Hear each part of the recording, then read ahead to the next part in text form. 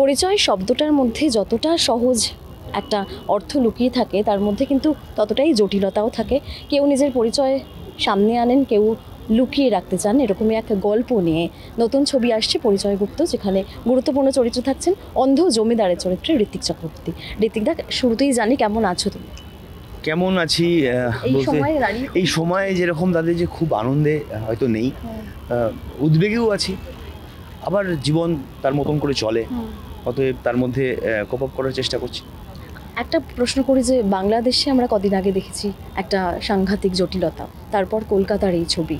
এরকম ছবি তুমি এর আগে মানে কোন সময় দেখেছিলে বা আদৌ দেখেছিলে?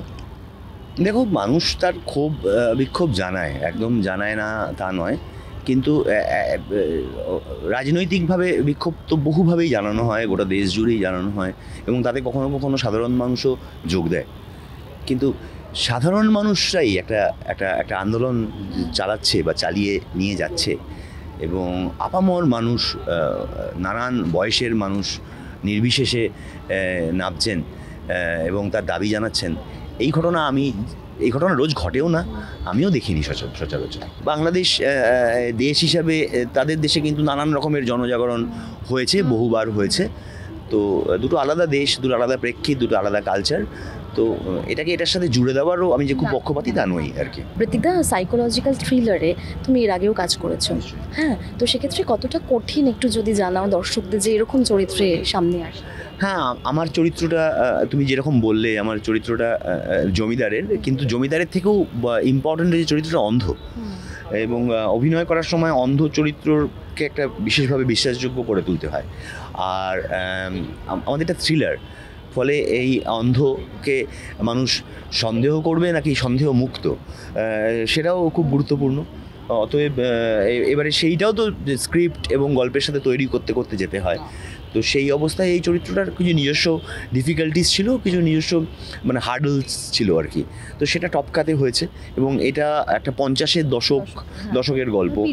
হ্যাঁ, পিরিয়ড ফিল্ম। তো সেক্ষেত্রেও একটা চরিত্র তার মুখের ভাষা থেকে শুরু করে শরীরী ভাষা, তারও কিছু বদল হয়ে যায় দশকে দশকে। তো সেইটাকেও মাথায় রাখতে হয়েছে চরিত্রটাকে বিশ্বাসযোগ্য করতে। সাইকোলজিক্যাল থ্রিলার এইটা ফাইনালি ছবিটা গল্পে হয়ে উঠবে, পরিচালকরা করবেন। আমি তো শুধু আমার চরিত্রের সঙ্গে থাকবো।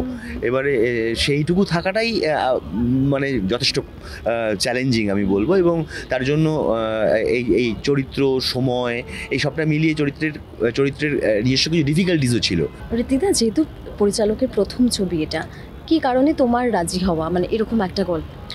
হ্যাঁ, পরিচালকের প্রথম ছবি, আসলে অনেক পরিচালকেরই প্রথম ছবিতে আমি যেহেতু কাজ করেছি, অতএব পরিচালক প্রথম ছবি করছেন কি করছেন না এটা খুব একটা গুরুত্ব প্রথমে দিই না।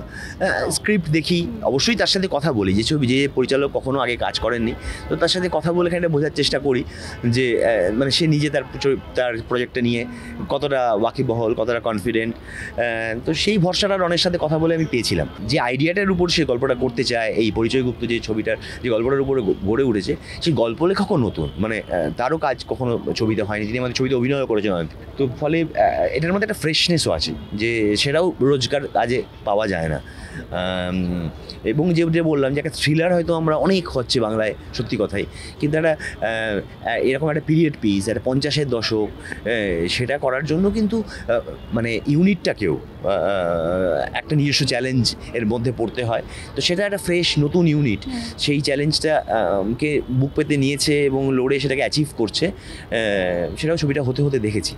তো ভালো লেগেছে পুরোটা করতে। পাবলিক ফিগার হওয়া সত্ত্বে, সেলিব্রিটি হওয়া সত্ত্বে নিজেকে লুকিয়ে তো অনেক জায়গায় যেতে হয়েছে, পরিচয় লুকাতে হয় ঋত্বিকদা? না, পরিচয় এখনো লুকিয়ে রাখার মতন কিছু পরিস্থিতি তৈরি হয়নি।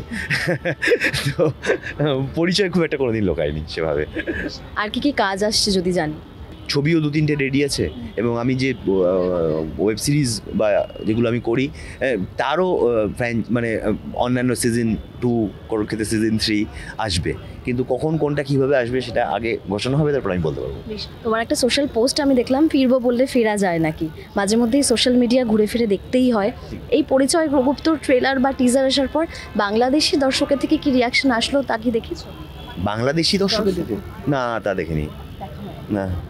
কি বলবে দর্শক? বলবো আমাদের ছবির ট্রেলার আজকে লঞ্চ হলো, আপনারা ট্রেলারটা দেখুন। ট্রেলার যদি পছন্দ হয় তাহলে ছবিটাও দেখবেন, আশা করি ছবিটা ভালো লাগবে আপনাদের।